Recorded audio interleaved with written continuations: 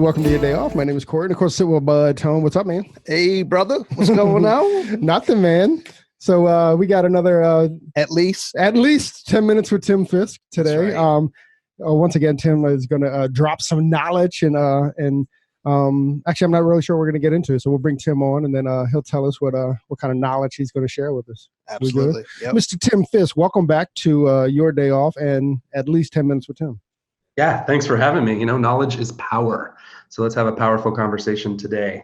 I want to talk about like how you're going to get your next raise, how to make a plan, and how to win the day.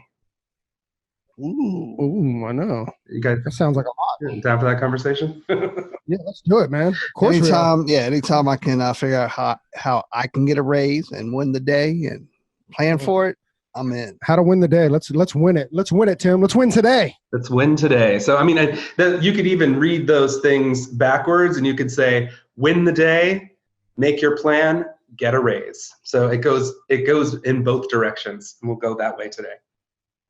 Love it. So we have a saying at Summit. It was coined by Heather Bagby, and it's not about the money, it's about the money.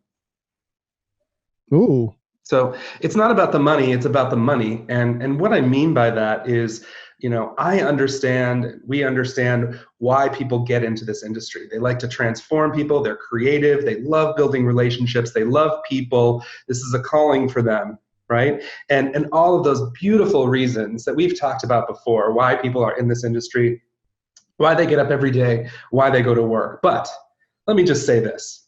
Nobody's going to be on their deathbed, wishing they'd worked one more day. Nope. No, it's not going to happen. Nobody's going to be at the end of the road and be like, "Oh, if only I had one more day in the salon." Why? It's not going to happen, right? And so we're at work at that time, and that's our career, and our career fills us up. And if it's done right, it almost doesn't feel like work, but it is time away from our family. It's time away from doing the other things in life that we really enjoy doing. And so while we're there, and without feeling like we're some sort of jerk, can we just talk about how to make a little bit more money? This is our job. This is our career. This is what it's all about. Let's do it, man. Yeah, let's talk about that today. So it's not about the money. It's the money. It's not about the money. It's about the money. You're beautiful. You're amazing. I'm so glad you're here. Let's make some dough. So let's do it. So, about making dough. Yeah. And I think where people get tripped up on the money is they don't even really know what good looks like. Right? I sadly, and I say this with love, I meet hundreds of people in our industry, hundreds of stylists, service providers, and I don't know, like 80%, 75% of them, they don't really even know how much money they made last year. They don't really know. Wow. And that's bizarre, right? To me, anyway, who kind of focuses on money. And I've had salaried jobs where they give you your review and they tell you exactly how much money you're going to make. And so I get it, right? In the salon industry, we have control over how much money. It is variable. It's based on trends. It could be different from year to year. In fact, it's definitely going to be different from year to year. But even more to that point, what's exciting about our industry is that it can grow every single year. So we know that the typical growth for salon companies and thereby service providers is about 2 to 5% in our industry. I see, like working with Summit salons, that they're growing 14 to 16% per year in the industry. But just okay, can I hold you to that number? Yeah. So that's data. If the Summit salon's doing 14 to 16%, is that year one, or you're saying every year they're getting a 14 to 16? Well, let's go with 15% increase. Yeah, that's the average. So like in the first couple of years, it's even more. And the reason why it's even more is because nobody was paying attention in a lot of cases to even what growth looked like, what good looked like. And then all of a sudden, we're looking at the ball and the ball's moving down the field. And so we see this like enormous growth when we first start to do that. And that's, I think, anybody. So like, hopefully even after today and what we talk about, if you just start to look at this a little more deeply, you can experience some like really profound growth at the beginning. And then maybe you can level off to somewhere like, 13 to 16% growth year over year. But you have to know where you're starting, and then you have to name what the next level is, right? And then you have to also like be measuring it along the way and making sure that you're still heading towards your mark. And that's isn't there a rule to that? Isn't it called like the power of attention or something? Like if you put your attention on it, you'll see growth no matter what it is. Yeah, I mean, it's also like this quantum theory of observation. It's like something isn't there unless you look at it. It's some weird quantum theory. You know, I have this like obsession with quantum theory documentaries. I know I don't want to go totally down that road, but just another little tidbit about Tim. I'm obsessed with quantum theory, and there is a theory of observation that says like if you look at something, it will be there, right? So it's just weird. Unless it's not. Yeah, unless it's not there and you're not looking at it, right? I know it's bizarre, but Depends on what you're taking. Exactly. All right, sorry, I didn't mean to get us off. No, it's fine. So like, you know, what I'm saying is like, let's just put a little bit of attention on the money and stop treating it like a dirty diaper that we have to hold with two fingers out at arm's length, right? They call that dirty diaper approach to money, and a lot of people have it. Let's stop doing that. Isn't it weird though that we're kind of like one of the few industries that do that? You know, like there's an expectation that we're all in business to make money or that we're all in business for money. But whenever it comes to like the hair industry, it's like all of a sudden you're negotiable, right? Like your prices are negotiable or your experience is negotiable. It's just, we live in a weird world. We live in a weird industry like that. I agree 100%. But I also like, and I've thought about it a lot. I'm also kind of like, well, you know, it's a trade-off because our industry is built on relationships, and those relationships can be intimate and personal. And so it's hard to mix the money sometimes with those personal relationships. So in a way, it's like, may it ever be so, but may there always be conversations like this to get service providers back on track and really see the value in themselves and the value in like naming their next step and coming up with a plan to get there. Nice. So, you know, people need to know what good looks like. They're not setting clear goals. They're not implementing realistic check-ins to ensure that they're achieving those goals. So I just want to talk a little bit about how you set a goal for yourself and really break it down for your listeners so that they have a map on how they can actually name what good looks like. Love it. Okay, so we have to start with the end in mind, right? We have to name our annual, monthly, weekly, and daily goals. And we have to start, I think, annually. A lot of stylists think in terms of weeks, right? So they know how much money they make a week. Right. I think that's, it's okay. But we don't even really live that way in our real lives, right? Bills are due monthly. And then there's like annual expenses that come up. And like the whole kind of life of our business is more of a year, because it's not like every week of the year is the same, or even every month of the year is the same in our industry. December is very different than July. I don't care where you are in the US. That's the case, right? So at some point we have to pull the lens back to a year and say, what did I make last year? And then how much more, exactly how much more do I want to make this year?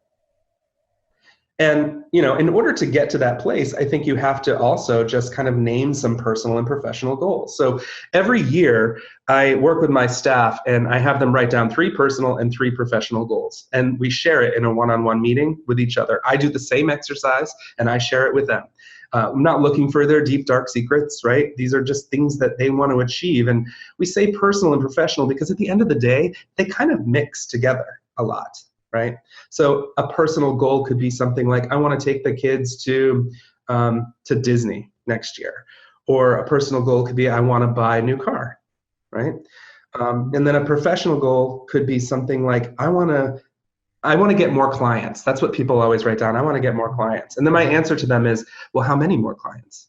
How many do you have now? I don't know, right? Well, let's look at that. And then let's talk about how many more clients and exactly how you're going to get to that number. Because if we don't name something specific, then we never know when to celebrate, when to claim victory, you know, when to raise a glass and say, job well done. That sounded really corny, but no, it was awesome, man. So, you know, we need to name what good looks like. So start with some personal and professional goals, and that might help inform how much more money you'd like to make instead of just being arbitrary, right? Because what if the arbitrary number that you pick isn't actually enough to meet those goals that you really want. You're going to end your year a little disappointed. So it's worth doing the exercise. I'm telling you, I do it every single year. And they say that if you write down your goals, you have like an 80% chance, or like something like a 70% chance of achieving them. And then if you tell them to somebody else, you have an even more of a chance of achieving them. Okay, Tim, I'm going to hold you a little bit. So you said that you do this annually. Like give us a time. Is this like your January 1st thing, or is this, or what is your annual? It is. So like I have one-on-ones with my staff every single month, right? And they're business meetings. So we're talking about their sales, we're talking about their growth, we're talking about how I can help them and coach them towards things like social media, average ticket, rebooking their guests, etc. But in January, we do a little bit of a longer meeting and we go over goals for the year. And then it's just a little extra time. In December, they would have gotten that sheet of paper. They all know where it is. It's in the kitchen. And then they get it and then they fill it out and they bring it to that meeting and we talk about it. And sometimes those meetings are really emotional and I think amazing. But like just to sit for a minute and think about our goals. And then that really helps me as a coach frame how I'm going to coach them throughout the rest of the year. And when they're falling off the wagon on something, like every single person does, me included, I can actually refer back to this goal and say, hey, I'm going to have a coaching moment with you because remember, you said you wanted this and I want it for you too. So like, let's have that conversation right now.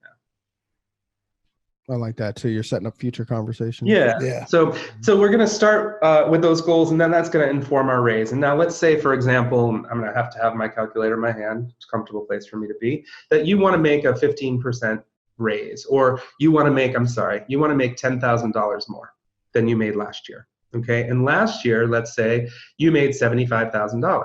So you have to take the $10,000 and you have to divide it by $75,000 to get the percentage increase. And in this case, it's 13%. So you need to get a 13% raise this year. And what that means, everybody, sorry to say, it means you have to put in the work and do 13% more in sales. But not sorry to say, because wow, you have the opportunity to do that. It's all in your control. And so let's go and get it for you. You don't have to wait for somebody to say, we've decided to give you a raise, right? You can just go and take it. And that's what I love about our industry. I love it. I love what you just said too. You can go and take it. Yeah. And you know, it's interesting too. Like if you look at like a 13%, like I think this math works. If you look at like a 13% like sales increase, you know, your tips are going to increase about the same too, right? So you're going to have like a 13% tip increase as well. Yeah, we back the whole thing out, right? So like the whole thing, and you got to include tips as income. I mean, this is another podcast, but I don't want to go off on this, but like tips are real money. We spend that money on things in our life, right? I don't care if it's coffee and shoes, or I don't care if it's the electric bill, it's real money. We got to count it. So what we need to say is like, to get that $10,000 more, we've calculated it as a 13% increase. So if we just increase our service sales by 13%, everything else will follow. Boom. So now we're working with 13% just for the sake of this conversation. So, okay, it's all well and good, $10,000 a year, but how do I even like think about that as I'm waking up every day, going to the salon and banging hair, right? There's no way. So we have to break it down into months, weeks, and then finally days. Really, really important that we get to the day, because what we can do is we can win a day. That we can do. And if we win each day, we've won the week, we've won the month, and then ultimately we've won the year. Mm-hmm. So we're going to go break it down so then we can go build it back up. So that 13% is articulated first in months. And remember I said there's a difference between December and July. So when I'm comparing 13% increase in sales for January, I'm not looking at a 13% increase from December. I'm looking at a 13% increase from last January. That's really super important, you guys. You have to compare month to month.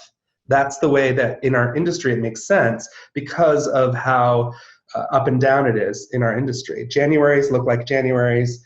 Aprils and Mays definitely look different, right?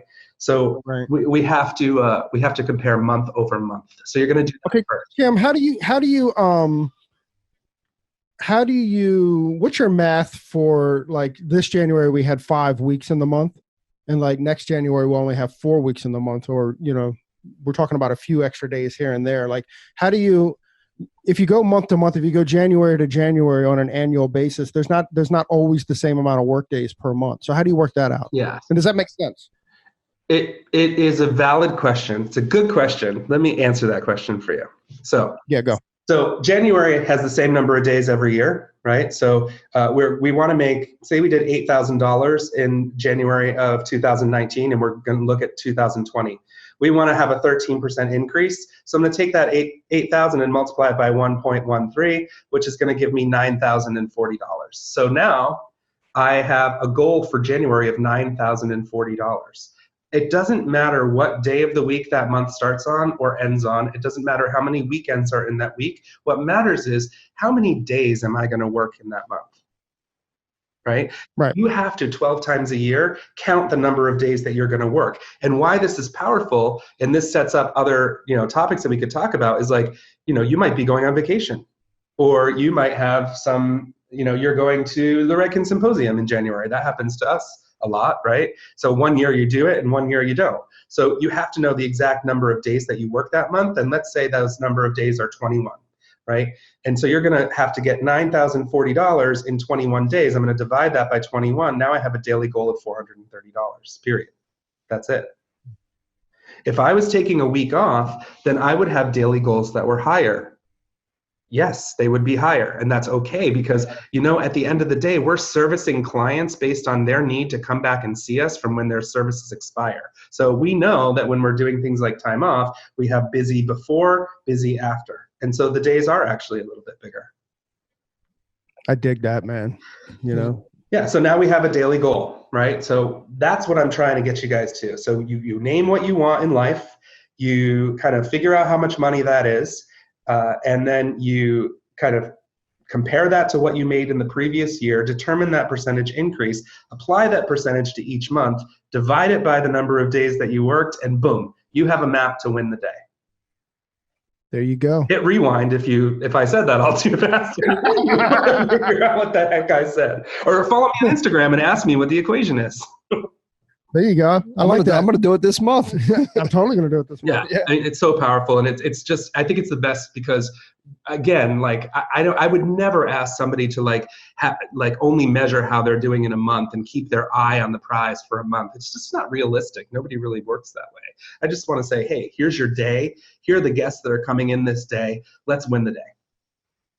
And that's awesome too, because even if you fall short one day, then if you go like using his example of looking at a month, if you fall short for that month, then you could fall.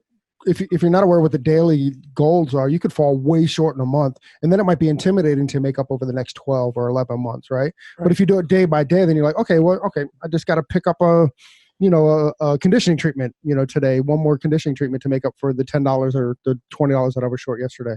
It makes it way more real and way more manageable. Less scary.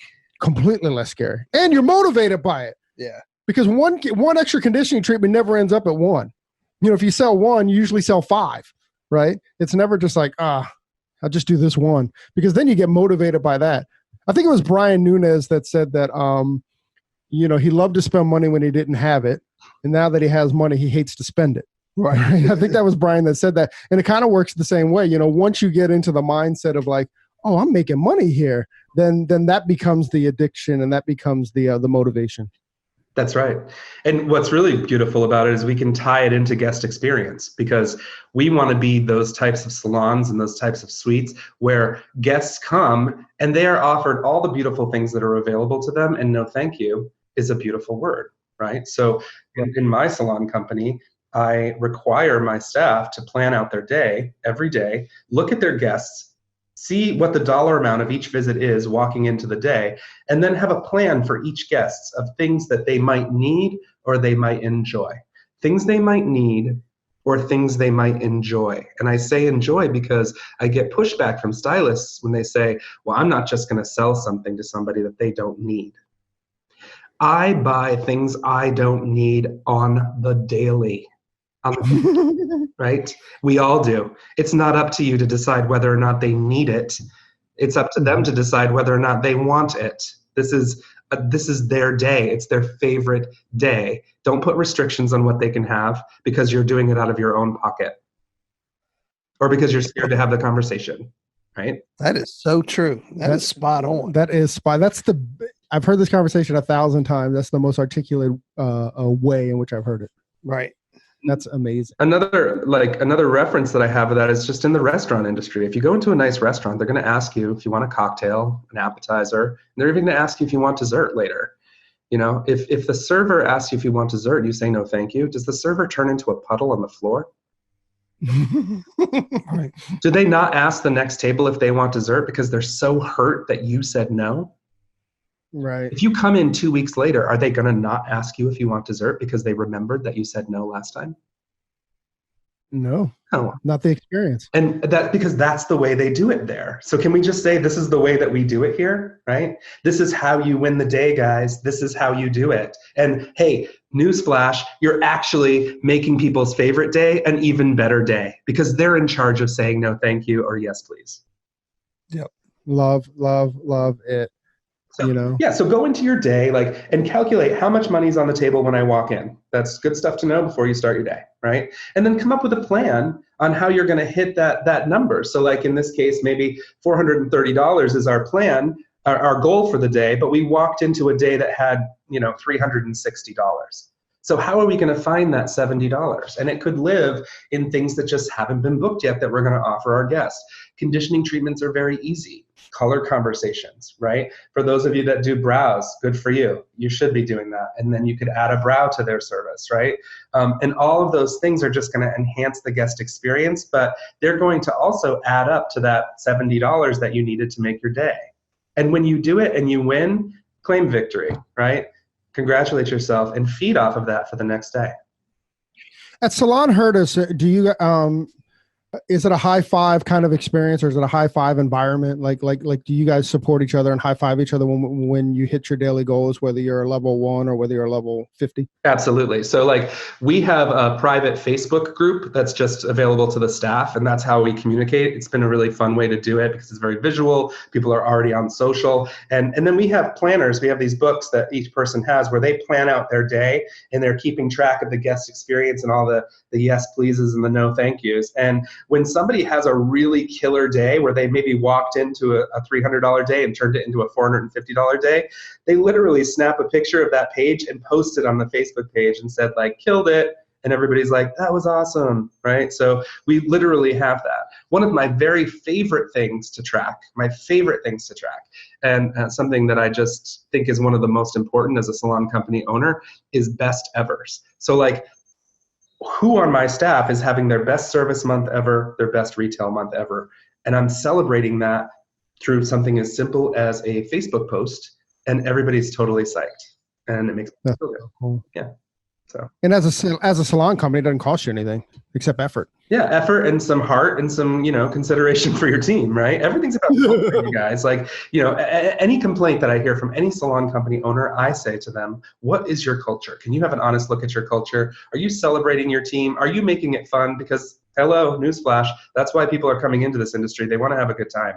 And for better or for worse, it's up to us as salon company owners to create that environment. Yeah. Yeah. I wish you were here. Oh, but I am here. I'm right here, Tony. Yeah, so, we broke it down, right? You get your goal, then you have to plan your day. And then I would say the last thing is to just, in some way you can track, right? So track how you're doing for that day, because you said this earlier, Corey, that, you might have a day that you've fallen a little short. But you also might have a day where you've gone above and beyond. And if you're tracking that and you can see it globally, it will keep you from getting kind of in a spiral, like an emotional spiral about a day that completely blew up, or even a month where you didn't hit your goals. So with my team, I'm always kind of shooting out to larger views in order to claim victory on some level. So one of my stylists might not have hit their goal for February, but when we look at the quarter, January, February, March, they're actually above their goal altogether. So right. We have to find ways where we can catch up and where we can actually celebrate. Celebrate. Yeah, exactly. I love that stuff, man. Tim, you got any other ways to win the day, or should we bounce out?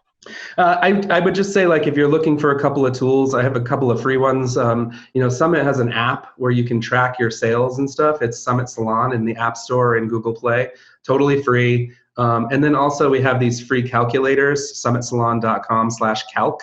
And on those, you can find your magic day. So especially if you're just starting out in this industry and you got bills to pay and you got rent to pay, you literally like type in your budget, and then it does the reverse math for you to find out what your sales goal is for the week, for the month, and for the day. That is so strong. Yeah, it's really cool. I mean, if you're already like living your best life and you just want to make more money because you want to go to Paris or you want to do this or that, like it's not about your budget and your nut anymore. That's when you really want to employ the strategy that I said of like finding out how much more you want to make, figuring out what percentage it is, and then applying that to each month. Boom, boom, boom, boom. A podcast of booms, 20 minutes of ahas, you know? Oh my goodness. Yeah. That's so cool. Tim, once again, thank you very much for joining us on your day off and, you know, at least 10 minutes with Tim. Thanks, guys.